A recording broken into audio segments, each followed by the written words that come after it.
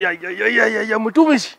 Okuku wewe ndio unabeba vitu. Si nilikwambia? Hii si vitu ya wenyewe. Imagine wenyewe na ni ya pale juu hii imeanguka pale. Unajua wadosi town wanakuanga na maajabu. So, wewe ndio unachunga huko ama ni mimi? Yaani cockroach tu kufika hapa. No, wewe ndio unachunga huko ama ni wewe? Nimepata imetupwa. Alafu nje ya fence. Sasa hii unajua nyumbani na inaweza saidia hata hawa vijana wetu. Hii ni nini matatizo? Hauendi na hii kitu mahali. Mtumishi acha kuwa hivyo. Si ilikuwa imetu. Kwanza hii nini nao umepata wapi? Nimeitafuta. Nimeokota huko kwa maji nikajua tu utajileta. Sasa wewe ndio sio mwizi.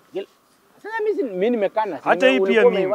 Hata hii pia mimi nimeokota. Na exchange kila mtu mali yake. Wewe na hii mattress wewe nao. Twende tutafute store. Ni ule jeshi kwanza, unaona hii ni ule jeshi number 4. Unaona hii ni nini yao ya jeshi?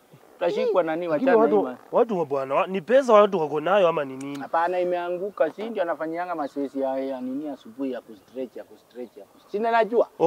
Alafu kwanza uko na bahati akitupata na yeye sahihi at least. Hii lakini sasa si wewe utamwambia tu. Hapana, ni uniwacheze. Ama unanitoanisha? Basi waacha na kutoanisha ni. Isaida uachane nao ama unichotee wewe. Acha niwachane nayo. Sasa hata nilikuwa napita hivi ndio nikaipa. Bwana kuna fomu imetokea. Wapi? Hapa mtaani, hujasikia? Fomu ya nini? Mswahili haja kukuta hapa. Mimi sijaonana hata na SG siku mbili. Si huyu msanii mwenye alirudi huyo Roti Boy. Ronda Boy. Sasa amerudi, sasa wametengeneza timu. Najua amerudi, amefanya. Wametengeneza timu ya kuwa manager, continental, security. Yaani msanii venye anakuanga package hivyo. Vile msanii anafuatana na watu wengi.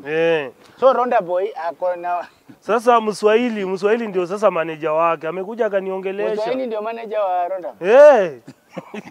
Kwa nini unacheka? Ameniongelesha mimi nikamwambia hakuna kitu nitakuja kufanya kabla huyu. Huyu Ronda Boy ametoka nyumbani nyote ilikuwa imezima.